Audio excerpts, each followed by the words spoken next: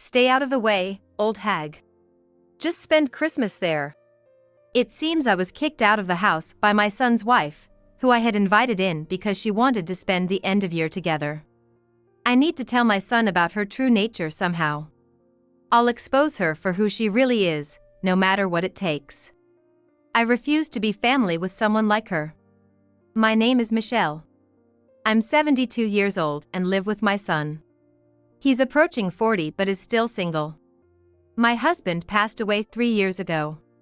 My son used to live alone, but he moved back home when it became more convenient due to a job change.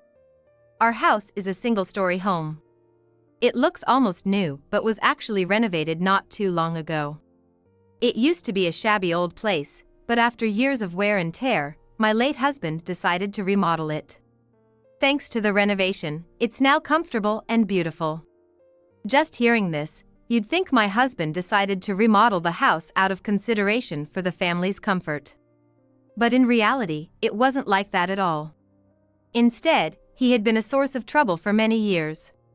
He was a typical stubborn old man, free-spirited outside the house. At home, he acted like he was the center of everything, and would scold me terribly if I ever deviated from his expectations. "Who do you think feeds you?" was his constant refrain. But outside, he wasted money on gambling and other vices, leaving barely anything for the household. We barely scraped by. Yet, he still acted superior in front of me and my son. There were broken promises of family outings because of his gambling, and he often missed school events. I could have divorced him and raised my son alone, but I didn't want to give up. My son seemed to feel the same, never showing tears in front of his father. When my husband died, he left behind a small inheritance, this renovated house, and our precious son. Having my son, I don't feel lonely. He's always been kind, the opposite of his father. In the best light, he's kind and always thinks of others, unable to ignore those in trouble. But on the downside, he's self-sacrificing and struggles to express his own opinions. He tends to be easily swayed by stronger personalities. "I'll never be like my father," he'd say, but he's often put himself at a disadvantage to help others in need, ending up in thankless roles. Once, he'd lend notes to schoolmates but wouldn't get them back, which affected his own grades. Another time, he joined a sports club he wasn't interested in just because a friend asked him. I had to join because my friend said he wouldn't know anyone else there if I didn't. Like this, even in situations where my son ended up in such a role, his kindness was always at the forefront. I'm happy that he's grown into a kind man, but his excessive kindness worries me. I always fear that one day, it might get him into serious trouble. He says his current workplace has a good atmosphere and it's easy to work there, but it seems like it's mostly men, and there's hardly any gossip. As for me, now that my husband is gone, I'd be alone if my son married. I'd be lonely, but as a mother, I'd be happy for him. Then one day, he made a sudden confession. I've promised to marry someone. I want you to meet her. I was overjoyed. My son, nearing 40, works mostly with men, living at home with his mother. If you just look at his situation other than his personality, he's the type who would usually be avoided first. It's a miracle a woman who wants to marry him appeared. If things keep progressing smoothly and my son ends up marrying this woman, of course, he will eventually leave my side. I'll miss him, but his happiness is what matters most as a mother. If you chose her, I'd love to meet her. What's she like? I met her at a mixer a colleague took me to 6 months ago. She's earnest, strong, and resilient. I want to build a family with her. That's why I want you to meet her. As he talked about her, his eyes sparkled like I had never seen before. I knew she must be special. I looked forward to meeting the woman he had confidently chosen. Then came the promised day. It was the day my son would bring home the girlfriend he's seeing. Mom, this is Jessica, the woman I've been talking about. We're considering getting married. But the woman my son brought home didn't introduce herself or even greeted. She just stood there. At first glance, she gave off the impression of someone haughty and aloof. Honestly, I couldn't imagine her being the type my son would fall for. After that, she continued determinedly ignoring as if nothing had happened. She barely greeted me and scrutinized every corner of our house. She made a face when she tasted the coffee I offered. Every time she touched something, she'd pull out a sanitizing wipe and clean it, a string of odd behaviors. It was our first meeting. Especially with someone who might become your mother-in-law, this was clearly inappropriate. I've always dreamed of doting on my son's wife like my own daughter, as my son was my only child, but that dream seemed to shatter in an instant. Frankly, I found her unpleasant even in this short time, and I didn't want to get too close to her, even if she's my son's choice and my future daughter-in-law. It seemed she felt the same, as days passed without any further contact. After she left, I confronted my son. "You're serious about her and even want to marry her, right? Based on today, I just don't see her charm. She's shy around new people. But she's an attractive woman, strong and kind, having overcome many hardships." From his detailed account, they met at a mixer set up by his colleague. Sitting next to my son, she went on about all the hard and sad things she'd experienced all the time. Normally, you wouldn't feel good for someone who brags about their misfortunes at a mixer, but he felt I'm sorry for her and want to rescue her. That is my son. Their relationship started with his determination to make her happy. Despite how they met, it was just like my son, but taking it to marriage was another story. Given her behavior today and their unusual start, she seemed like a complicated person. Her behavior might seem endearing at this stage. But I had a hunch that living with her would be challenging. Then, suddenly, my son announced he was moving out. I suspected this had something to do with her. When I thought of him living with that woman the other day, I had mixed feelings. Then, he muttered something unexpected. "I didn't think she'd go ahead and do it now. She said she wanted to wait until we were both ready, to make it a special day." "Do what? You mean?" "Our marriage. We were supposed to decide the date and we are both ready to live together." It sounded unbelievable, but apparently, my son's girlfriend couldn't wait for marriage. Between my first impression, the episodes my son shared, and now this rash action, I was filled with anxiety. "I'm worried. Are you sure everything's okay?" "It's fine, she's a kind woman." "Oh, I got a message from Jessica. She said you can choose our wedding gift from this list." When I checked the list she sent, everything on it cost several $1,000s. It's not an amount I can easily afford, even for my son's wedding. It's audacious of her to act so rudely when we first met, decided marriage without my son knowing, and then ask for such expensive home appliances. It was surprising that my son would choose such a person as his life partner, but wanting to celebrate their new beginning, I decided to gift them a state-of-the-art air conditioner, one of the items she wanted. "Jessica wants this air conditioner, so I give it to you too as my wedding gift." "Thanks, Mom. I appreciate you listening to her request." It wasn't cheap, but I splurged, thinking of my son and his loved one's new life. Despite getting her the air conditioner she wanted, I never received a thank you or any message from son's wife. Is this how people are these days? Days passed without any contact from my son or his wife, Jessica. They lived in an apartment in the next town over, less than an hour's drive from my house, but I hadn't heard a peep from them. I thought it wouldn't be too hard to drop by, but they must have been busy with work and their new married life. Not wanting to intrude, I refrained from reaching out, but then a situation arose where I had to contact them. It was my brother's funeral, my son's uncle. While we hadn't been in touch much recently, he had always been fond of my son since he was little. I wanted them to attend the funeral, even if they couldn't make it to the wake. It had been a while since we last spoke, so I decided to call. But no matter how many times I tried, I couldn't get through to my son's cell phone. The next day, I got a message saying the call couldn't be connected, like I was blocked. My son, who was always so gentle and never missed a chance to stay in touch, blocking my calls. It was hard to believe, but there was nothing I could do, and funerals don't wait. My son and his wife didn't attend, and my brother's funeral went on without them. Half a year later, out of the blue, I got a call from Jessica. Hey, I was thinking you might be lonely around Christmas. My husband has a middle school reunion around the same time and he wants to let loose a bit. Can we spend with you? She didn't mention the wedding gift, the missed funeral, or the fact that my calls were blocked. Just like that, she talked about spending Christmas at my place. Although it was a shock for me, it might not have been a big deal to her. She seemed to assume I wouldn't refuse. I was apprehensive about staying under the same roof as her, but I longed to see my son, so I accepted her proposal.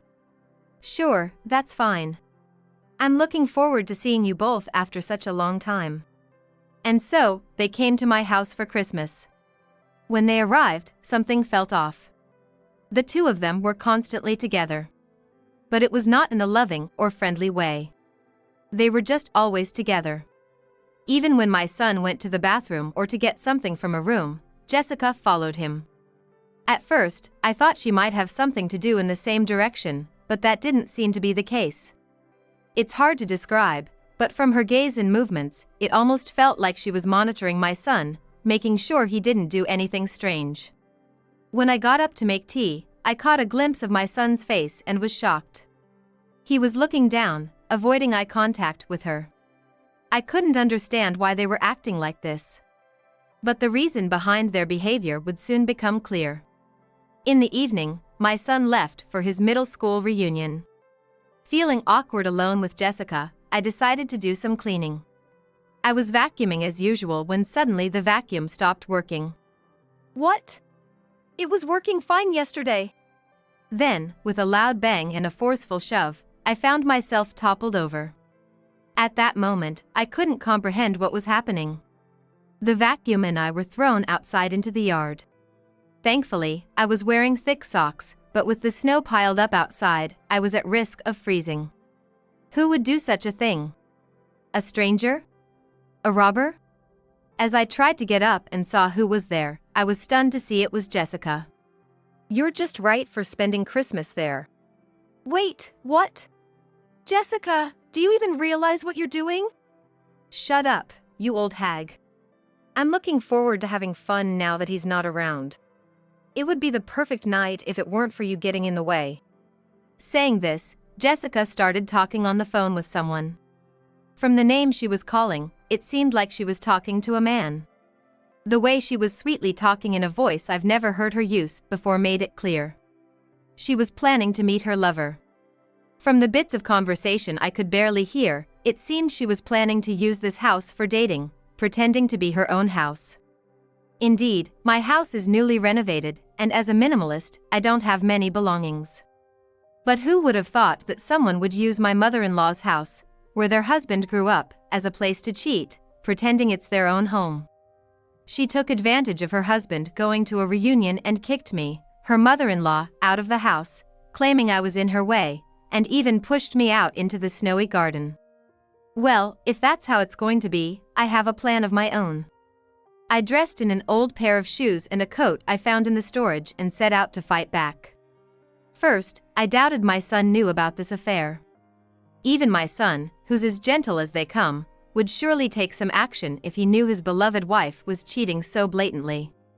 I had to contact him immediately and let him see the affair happening in our house.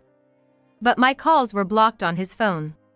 As I pondered over what to do, I remembered someone. It was a childhood friend of my son.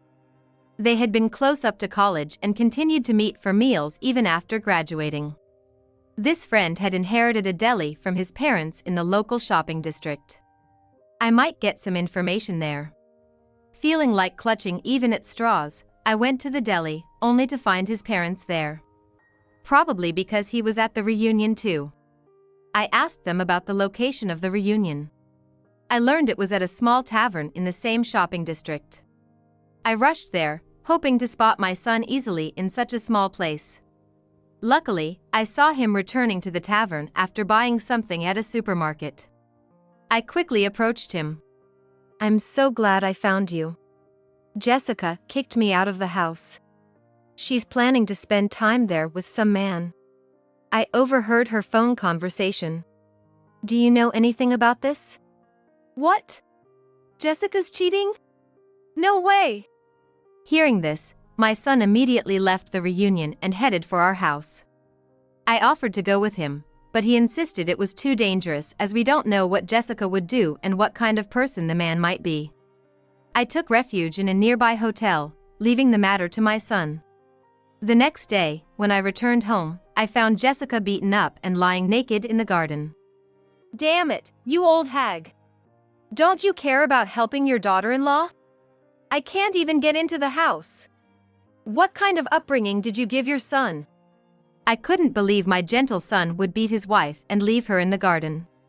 Entering the house, I found my son drinking coffee.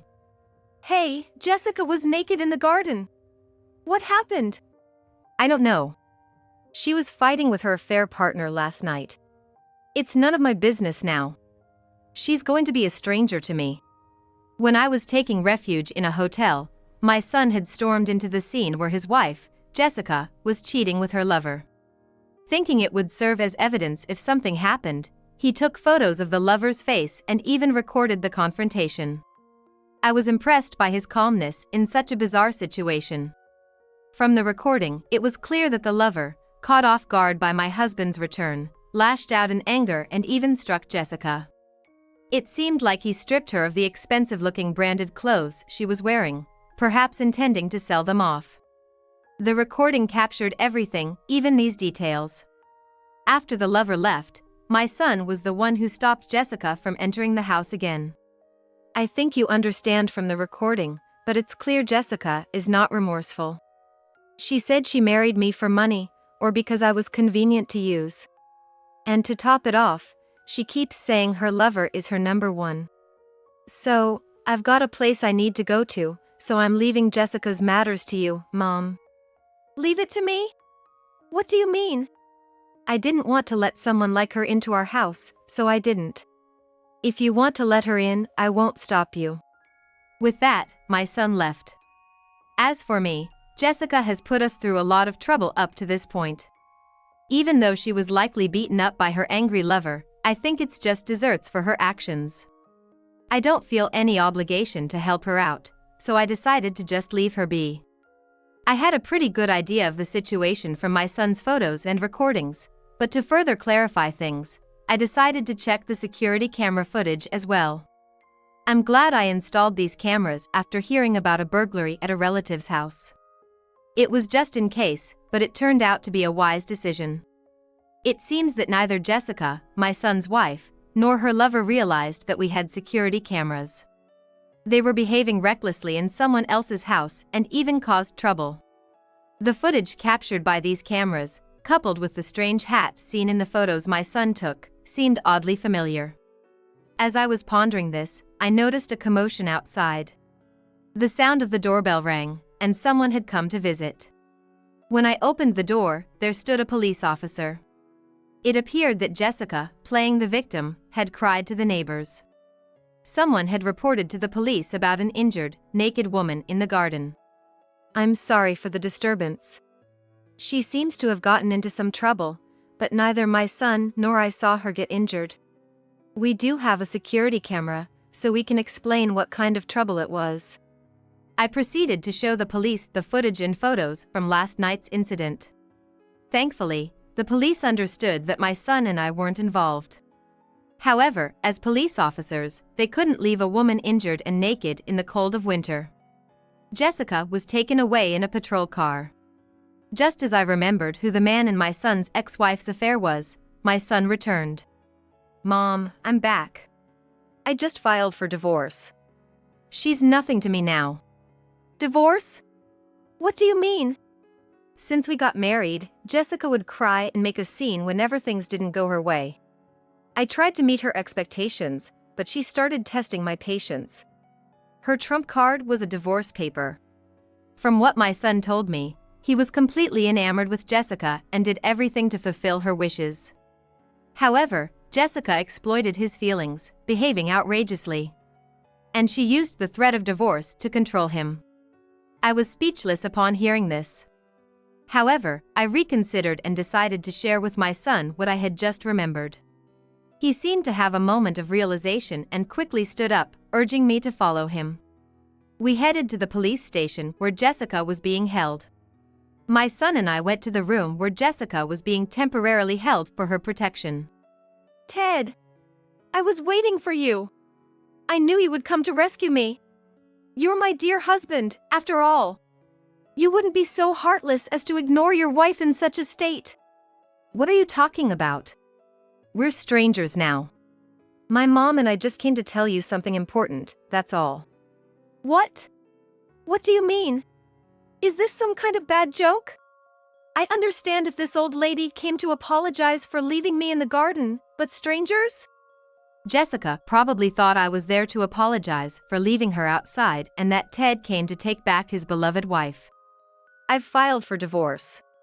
I had a divorce paper which you had already filled out your part of the form, and I submitted it. We're nothing to each other now. What? How dare you do something like this, Ted? Remember when you filed the marriage certificate without telling me? It's not fair to do something to others that you don't want done to yourself, is it? Jessica was speechless and dejected at Ted's logic, but I had something to add. That man you brought home, he's a business owner, right? Yeah, he's a young and talented CEO of a beauty salon. He said he'd marry me, so I was dating him. But then, this happened. That man is actually an unemployed freeloader. It seems he did something terrible at a restaurant, and that's why he's jobless now. I've always enjoyed social media and often browse through it. I see news and interesting stories, but lately, there's been no end to stories about outrageous behavior in restaurants going viral. When I saw him, I realized he was the same person at the center of these viral controversies that many people were talking about recently. This guy was causing trouble by drinking directly from water pitchers and adding Tabasco sauce into them, right? I read that he recently got fired from his part-time job because of these antics. That's a lie. His profile had a long list of accomplishments. There's no way he, a CEO, would do such things. Just last week, he proposed to me with a bouquet of roses, saying he'd make me his wife soon. Well, that aside, there's a lot of damage he caused at my house when he was causing a ruckus. I could file a complaint for his disruptive behavior. She truly believed he was a CEO and thought that by being with him, she'd become a CEO's wife. To add to her disillusionment, I decided to press on further. There's a female executive at your workplace, right? She's an old friend of mine. What? You told my workplace about my affair. Of course not. I simply consulted my friend how I get along with my son's wife. Was there a problem? You know, you shouldn't do things in the first place if you're going to be embarrassed being seen doing them. Jessica, my son's ex-wife, turned pale as one shocking revelation after another was revealed to her. Leaving her behind in that state, we exited the police station. Afterward, Jessica's workplace found out about the awful way she treated her mother-in-law and that her affair had led to her divorce. I heard from the friend that, as a long-standing veteran at her job, she was being considered for a promotion. However, due to her own actions, that opportunity dissolved. Her terrible behavior resulted in a toxic work environment, leading to her being transferred to a regional office. However, even at her new location, everyone was aware of the sordid details of her affair and its messy end, which caused her to become isolated there. Why is everyone avoiding me? All I did was have a true love affair with a talented CEO. What, are they all jealous that I could have been a CEO's wife? Tell that friend of yours, the executive, to stop this ridiculous office bullying. You think being ostracized and floating aimlessly in your transferred location is all due to jealousy and bullying? I see you're quite optimistic in your thinking. Unfortunately, there's nothing I can do about your situation. In the end, she found no place for herself at work and ultimately had to resign. To make matters worse, my son's ex-wife ended up homeless. You know, even if she is your ex-wife, how do you expect her to get through this winter without a home? Telling a woman to shiver outside, isn't that heartless? What are you talking about? Who was it that suddenly threw my mother out into a snow-covered garden? In the first place, everything you say and do is just out of self-love and it's all wrong. The apartment my son and his ex-wife lived in was his company housing for married employees. Due with the divorce, she was evicted. Despite everything, Jessica, stubborn and unwilling to give up, frequently stormed back to my son's place, shouting and demanding, even after being kicked out. You're there, aren't you? How can you not reach out to help your own wife when she's in such trouble? Don't you have any kindness? Expecting kindness from others while ignoring your own actions? Is that how it works? Well, I guess it's pointless to explain. Not satisfied with just going to my son's place, Jessica started showing up at my house too. I'm not free to deal with her antics, but she didn't stop at just coming to my home. She even started following me to the supermarket I frequently visit. How can you just leave your daughter-in-law in this situation? Could you do the same to your own son? Your son abandoned his troubled wife like she was disposable. What kind of upbringing did you give him? Abandoned? Troubled wife? This situation is entirely the result of seeds you sowed yourself. Have you forgotten your own actions? I don't even think of you as a daughter-in-law anymore.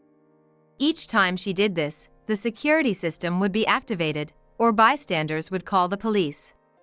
As a result, she became known throughout the town as a person of interest. My son and I, unable to tolerate her persistence any longer, consulted with the police and obtained a restraining order against her. She now appears to be trying to find her next target by attending matchmaking parties. However, with no money, no job, and unable to present herself well, she's often turned away at the entrance. She's become somewhat of a notorious figure in certain circles for disrupting these events, making marriage unlikely for her. Finally, the relentless assaults from my son's ex-wife have ceased, and we are living in peace. Mom, back then, I was out of my mind with all the things Jessica was saying to me. She cut me off from contacting home and screamed at me all day. But I've finally woken up. I'm really sorry for everything. Since then, my son and I have been living together again. Whether he remarries or continues to stay with me, I'll be happy as long as he maintains his kindness and treats others well.